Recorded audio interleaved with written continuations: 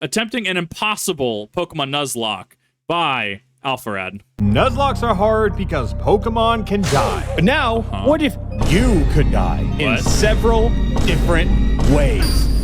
I decided to turn the Nuzlockable game of Legends Arceus into my most death-defying run yet. Instead of routes, we have landmarks, and the first encounter is just the first one you see. And if that Pokemon dies, it stays dead. And if you die, even a single time, the whole run dies with you. Of course, most Nuzlocks end when you beat the Elite Four, beat the champion, but we don't have that in this game. So my run will include the secret final boss, the strongest one in all of Pokemon. Spoiler alert, I guess. Volo, a trainer who illegally uses 8 Pokemon, and 2 of them are Giratina. I still haven't actually finished this game. Like, oh my god, is that actually a thing? Bruh. Yep.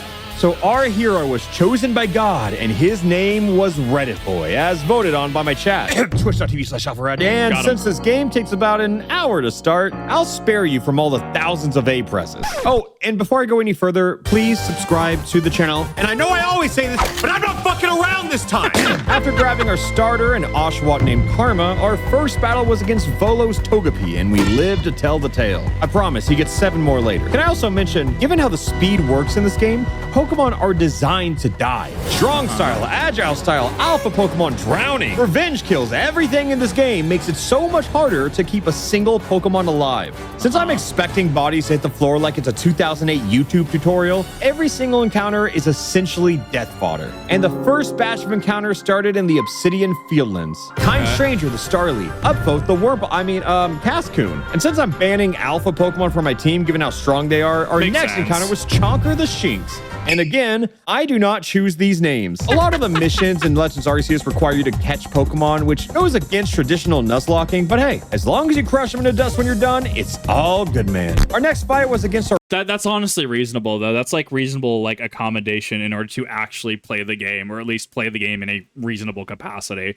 Like, absolutely, I'm sure you could do a more hardcore version of this where you try to omit that, but... One, saving time.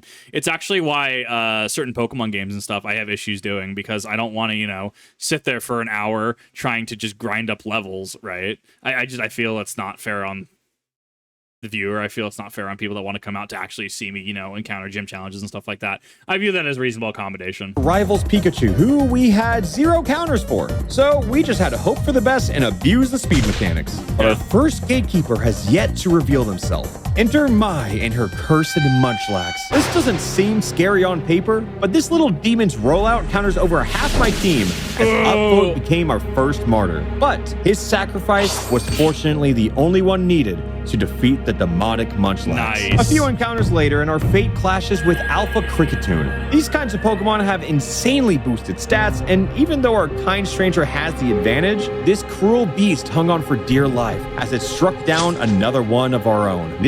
It looks like he burned it too, so even with a 75% reduction to attack stat, it still is just such a chonker. Game is brutal. Normally, you're supposed to become all emotionally attached to your Pokemon in Nuzlocke, but we legitimately do not have time to do that. Current Pokemon life expectancy is like if you're trapped in 1940 and thought, I should really get into polio. After meeting the Himbo Bimbo duo, we found a few more encounters, tamed a deer with an untextured PVC pipe, and involved downvote into our very own Kricketune only to kill it 5 minutes later. Apparently we lost Giga Chat the Geodude too. If this run was Christian Bale in Batman, this one is Christian Bale in American Psycho. But somehow, with 10 HP left, Chonker pulled through. Never seen both of those films at all. I think I got to Cleaver. I think I just got to where you could see Cleaver, and I think that's where I stopped. So I stopped super early just because other things came out at that time. Rita and set the stage for the first Pokemon Dark Souls battle of the run. And as a reminder, if I die here, the whole run is over. Okay. Nope, not sitting in Pokemon. Sorry. I'm protecting them. Is he just gonna keep running into the same tree? Probably.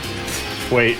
Wait, he soft locked. But luckily, Cleaver got stuck behind a tree once and lost because of it. Before we left the field lens, I made sure to catch every single encounter possible, from a Magikarp to a Baneri and even a male Combi. Yep, a star-studded roster, I know. Another fun trick was that in the Worn Bridge area, I didn't have a single encounter available due to a little thing called Duplicate's Clause. Essentially, if you get an Eevee, you can't catch another Eevee, a Vaporeon, a Flareon, a Jolteon, an Umbreon, and you get the idea. Since I've already caught everything else here, I lured over a Stantler from the Deer Track Heights and caught it as my Worn Bridge encounter. So, is that cheating? Who knows? Who cares? Then when approaching the shore, I manipulated the camera a little bit to make sure that our encounter for this area was a Gastrodon named Updude. And then ignored Lake Verity altogether since we had to wait until we unlocked the Feather Ball so we could once again force the camera to curate our encounter to be an over-leveled Togekiss who we will definitely use in the late game. No, I did see that. I was adventuring around and I saw that there was just a Togekiss just zooming around. The game has so much going for it. It's a shame that I just haven't ever gotten around to finishing it. I'm going to keep trying. It has to stay in a ball eventually. Yeah. Look, all I'm saying is that the roulette wheel's been red the past 7 times, okay? It's going to be black this next time, okay? It can't be red 8 times in a row. See? Level 44, too. Speaking of cheating, though, most Nuzlockes use a shiny clause as well, which is pretty self-explanatory. Does this, because this falls outside of basic rules. Encounters a wild Pokemon, they may catch it even a wild Pokemon has already been encountered in the area. This does not count as the encounter for that area. Yeah, I guess, because shiny's rare, etc. Did you know? The blackboard of the professor's study gives you access to a side quest that has a guaranteed shiny Ponyta that chat elegantly named Jar. So, is that one cheating? Well, yeah, probably, but no time to worry about that because we just got ambushed by Dawn's ancestor and our team was not ready for that. Sure, an unfortunate soldier found an early grave, but what else can you expect from a Patrick Bateman Nuzlocke? So off to the Crimson Mirror. So I actually don't know how to pronounce this word, but I found this website online. Mireland. Yeah, okay, thanks. Wow, I've been saying it wrong this whole time. Okay, Mareland. Okay, fair enough. We were immediately greeted with Dead Meme the Ghastly, Flare the Hippopotas, Ratio the Rhyhorn, and a Krogunk named Incel.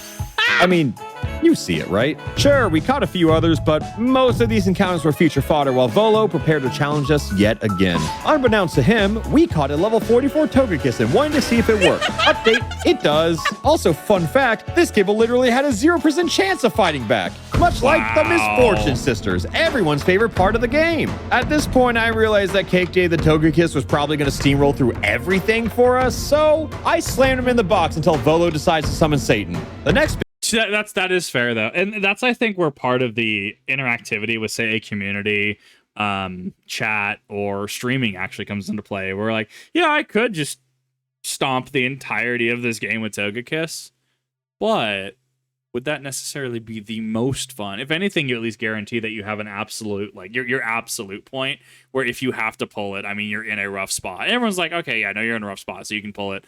I like that. I like how organically this run presents itself. The obstacle is a menacing Ursaluna who could easily knock out a Pokemon or even maybe 2. Since this game has so many encounters and so few fights, I essentially built a brand new team from scratch for every single battle. But hey, an STD is forming. You know, a space-time distortion. Yeah. You know, an interdimensional rift through space and time where you can find rare Pokemon and items. Yeah, that STD. Why? What were you thinking about? Adding on to our total encounters, I'm also allowing myself 1 STD encounter per area. And this STD turned up as an Eevee named Copy Pasta, just in case it grows up to be a Vaporeon. Anyways, back to the fight. Updude nearly clears Ursaluna, and in hopes of preserving this precious Gastrodon, we murdered Morbius the Motham instead, adding up to a total of 6 deaths so far. A full team's worth. How poetic. A few encounters later, and it was time to save some dumb bitch with a sprained ankle before challenging Lilligant to a dodge roll competition. We may not have had a tree for them to get stuck on, but hey, neither did Huey Lewis in the news. The first... So this actually is a specific, unique form of Lilligant, right? Like, we don't actually have this form of Lilligant in anything other than this game, than Legends Arceus, right? It's wild that it's a regional variant that's not available. I hear you can potentially even glitch yourself into getting this specifically. There was, one Reddit account where they did something and then they were able to catch it like this? Noble fights are essentially Elden Ring for babies, but trust me, it gets harder.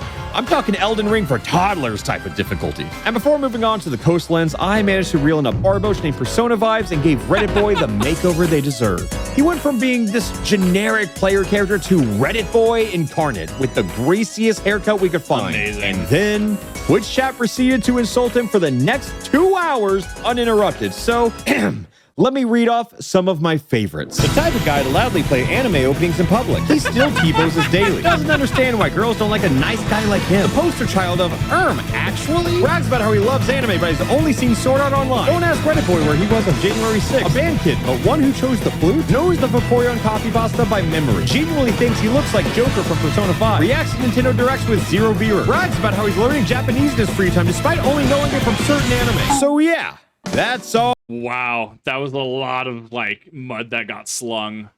That was impressive. Our Reddit Boy, who just arrived in the Cobalt Coastlands alongside Arita, who was ready to be the cause of Reddit Boy's first Joker moment. Our beloved Haunter was one of the few Pokemon I actually had time to become emotionally attached to, and they were one strong style move away from knocking out the Glaceon, and I made a mistake. And then, oh my god, why did I just do strong style?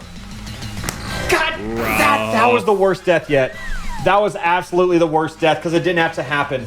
Oh, that was bad. We've had several deaths, sure, but those were all side effects from a play called War. This one, however, was a silly little side effect of my own stupidity. To add insult to injury, our early Coastlands encounters were essentially worthless. But hey, we're all equal in the grave. Ow, ow, ow. Okay, Oh no. Ow.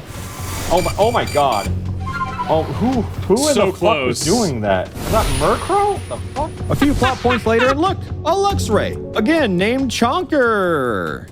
Yeah. The story now requires us to use a Dusclops, who's apparently a world-class chef for Basculegion specifically. But wouldn't it be nice if we could use a Pokemon like that in the run? We wasted our Deadwood Haunt encounter on a Drifloon, so similarly to the Stantler, I Okay. attempted to lure a nearby Duskull into a new location, and it went fine. What? Oh my god. Oh, it's technically not cheating though. You are foregoing the actual like encounter for that area.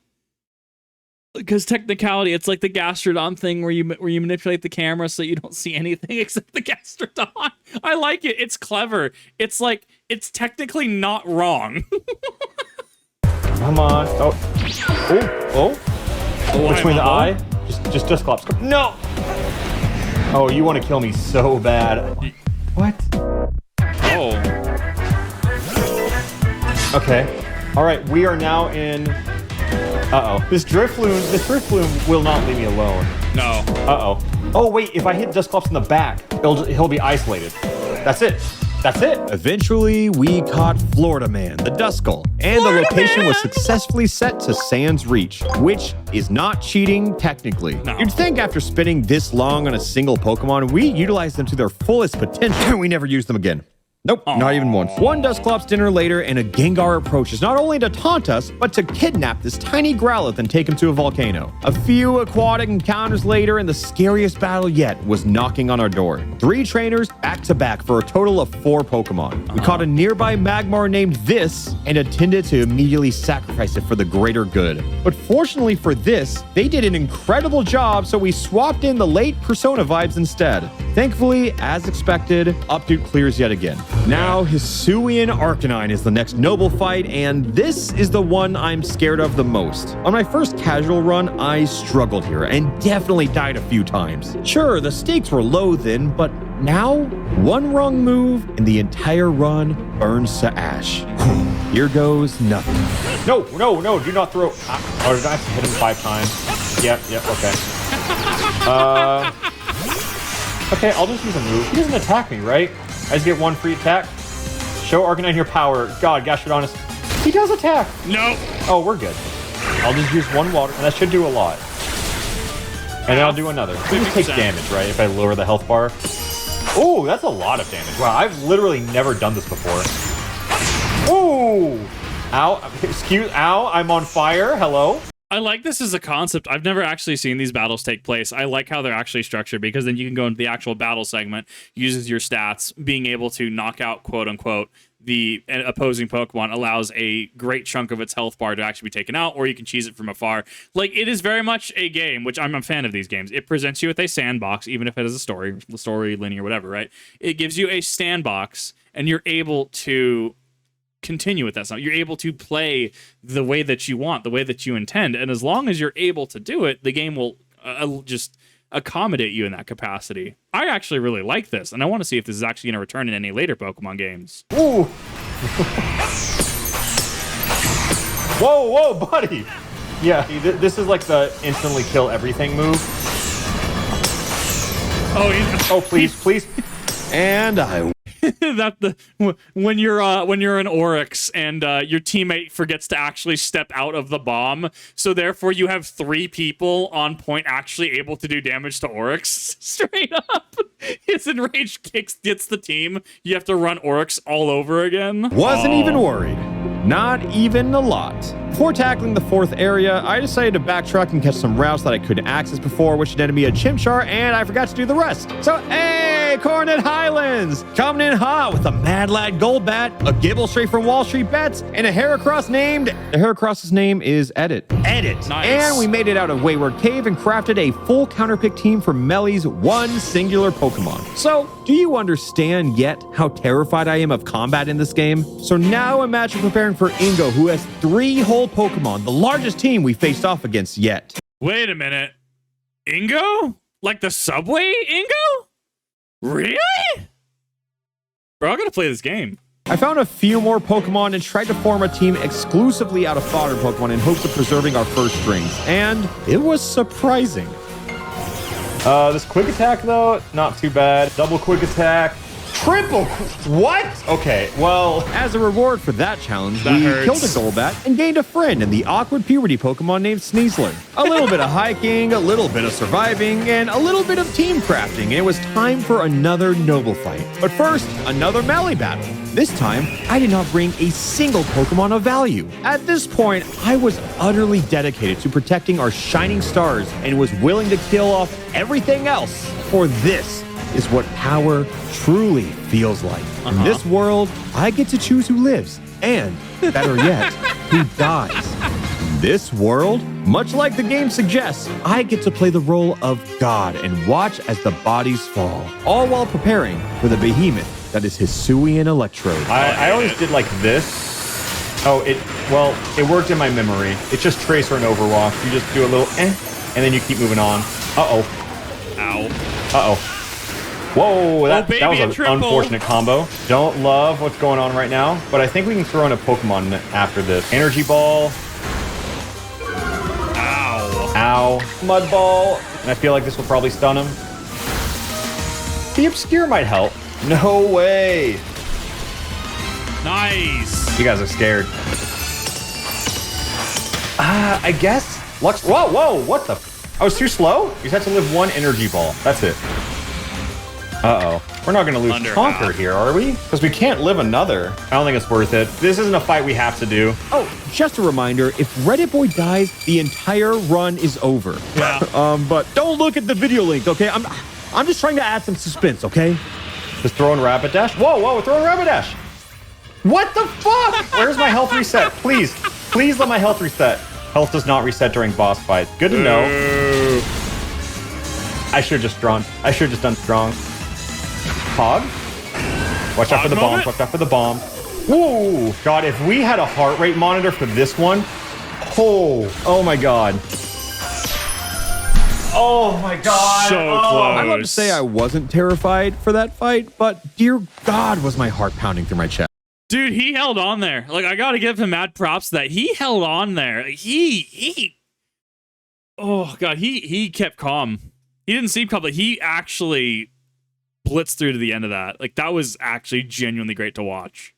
It's almost like I didn't have control. But luckily, we fixed that swiftly. A few more Pokemon left to catch in the Highlands, and then I was ambushed yet again by Akari, who got to play the role of our team's Grim Reaper once more. And that revenge kill is how we lost our starter. As soon as you start feeling confident in a world like this, Karma will immediately humble you, as our own cherished Karma fell 6 feet under. We didn't happen to lose any others, but losing your starter in a Nuzlocke will always serve as a turning point. If the starter isn't safe, nobody is. Thankfully, we found a new water-type starter named Repost, and then our death-ridden quest brought us to the Alabaster Icelands. Our first snowy encounter was a trifling snow run, but then we captured some certified bangers like Doze the Riolu and Karen the Blissey. Down below Bone Shield Waste, there are still a few more Pokemon you can find: Mischievous, Bergmite, Snorunt, and Zorua. So between the last few routes, I've made sure to... Was that an unironic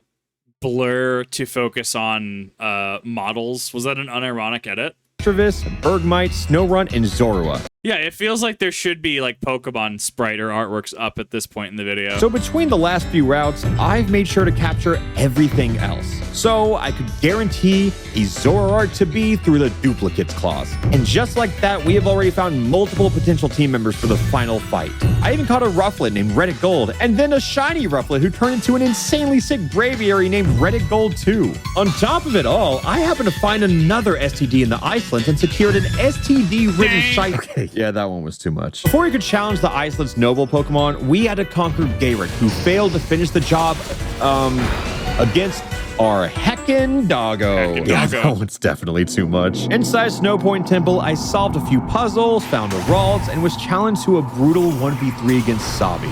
Against all odds, Updude clears yet again. Quad effective against Rhyperior, super effective against Magmortar, and poor little Electivire can't even touch Gastrodon. As luck would have it, the only Pokemon we've had time to grow an emotional attachment to has been the savior of our entire run, Gastrodon.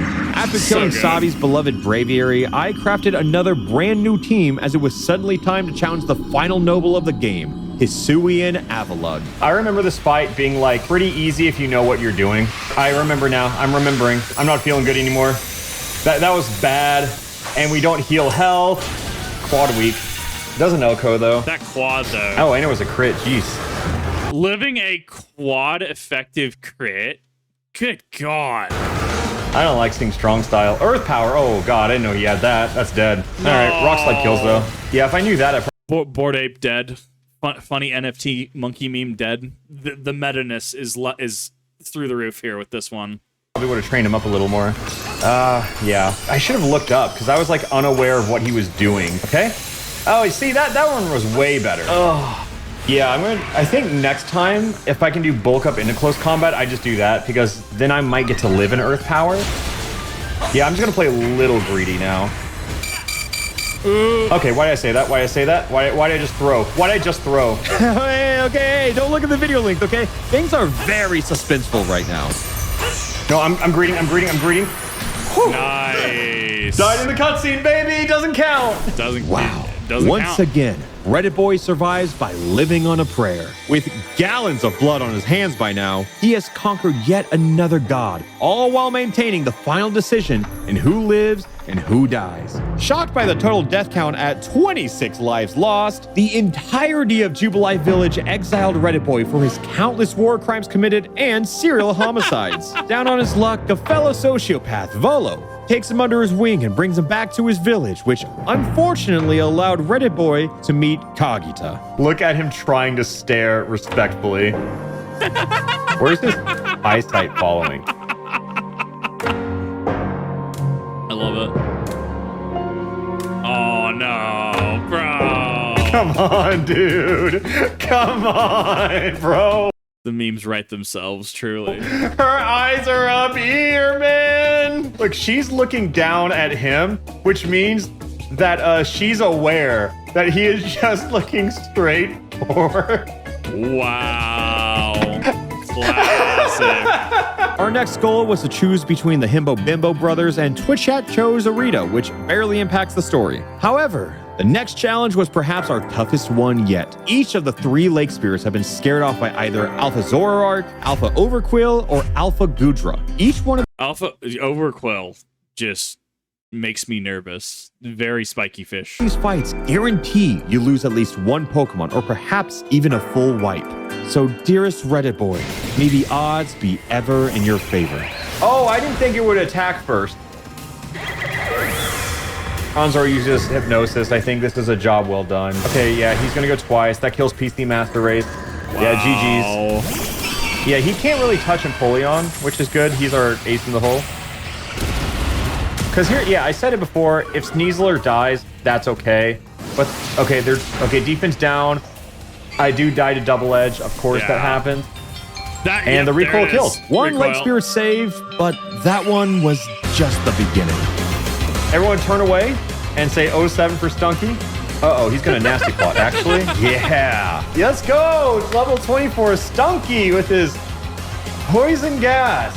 Yeah. I just go for Night Slash, take the one hit, clean swap, kill him. Yeah, that's the I mean, okay, so that's the alpha symbol, the red up. I thought it was the burn symbol before. So no, this is one of those things. Like I can actually agree with what he's trying to do because he's trying to put them on a timer, right? Overquill, and you can't necessarily poison them. However, you are putting Zoroark on a timer with that poison. What is it, 1/16 per turn? So at most, unless it has some sort of recover, heal, whatever, it will take 16 turns to end the fight regardless. I 100% agree putting on a timer. I do it whenever I go through and say play like Venusaur, Fire Red Leafrine, Gen 1. I make sure to put things on a timer where I can, which does lead to longer play style.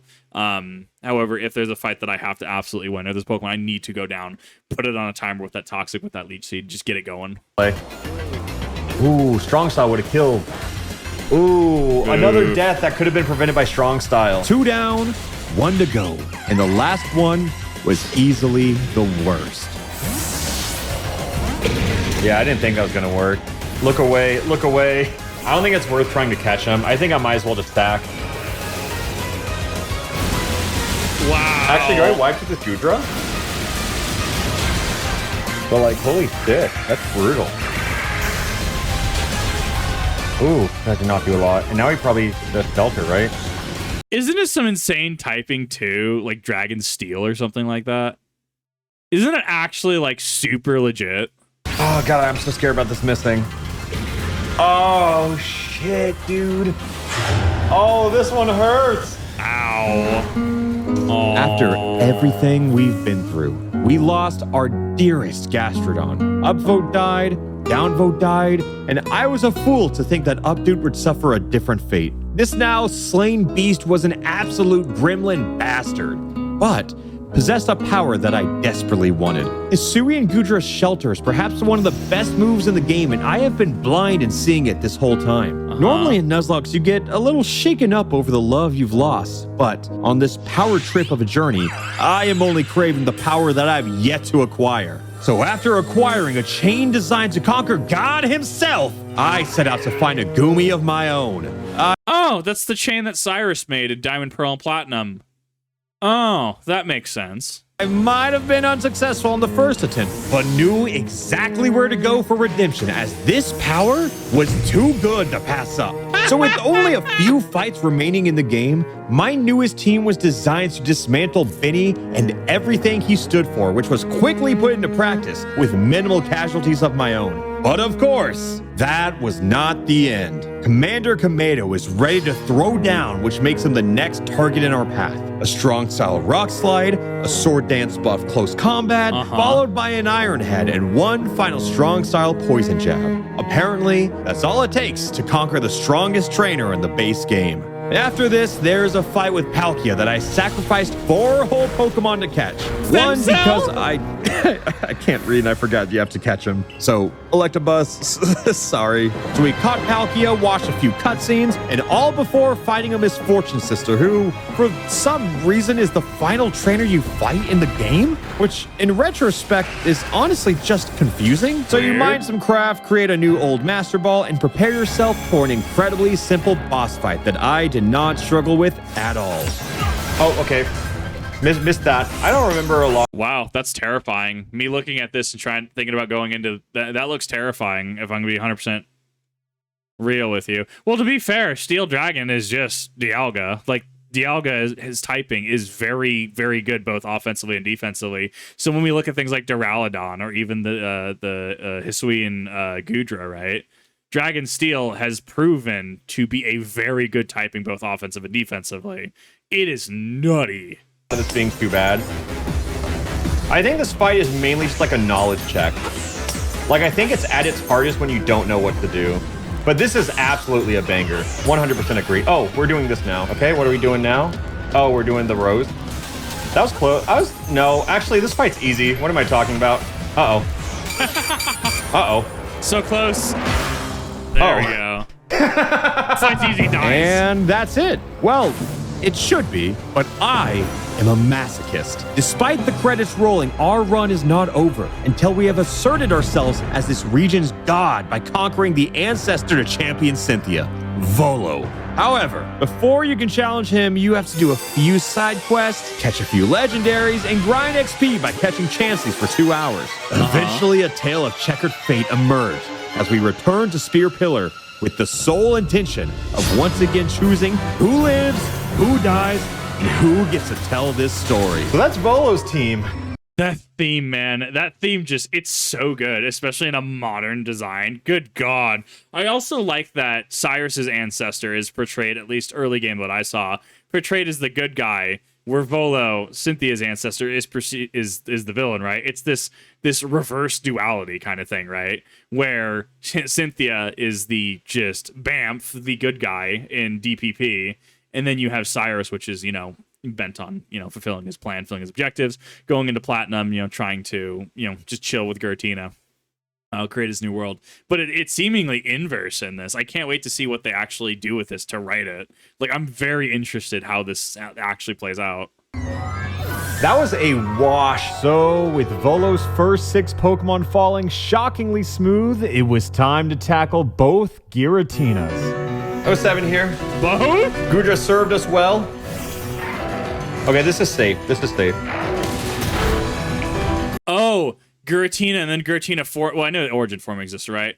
The fight has you beat base, transforms to Origin, fight continues. Really?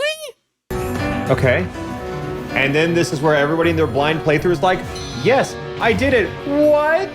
And then maybe I can Agile Bullet Punch and get another hit. You love to see it? You love to see it? I don't want to throw off my whole momentum, so I'm just going to neutral Ice Punch. Yeah, I don't want him to get a revenge kill on anyone. You served us well, Doge. Rip Doge. I went into this expecting Umbreon to need a stall and do a lot of stuff, but I feel like if we just do Strong Pulse...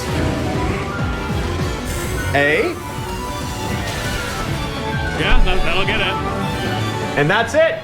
And just like that, with 33 deaths in a world of terrifying creatures, Reddit Boy has triumphed over each and every challenge presented before him. Well, except for one. Wait, what?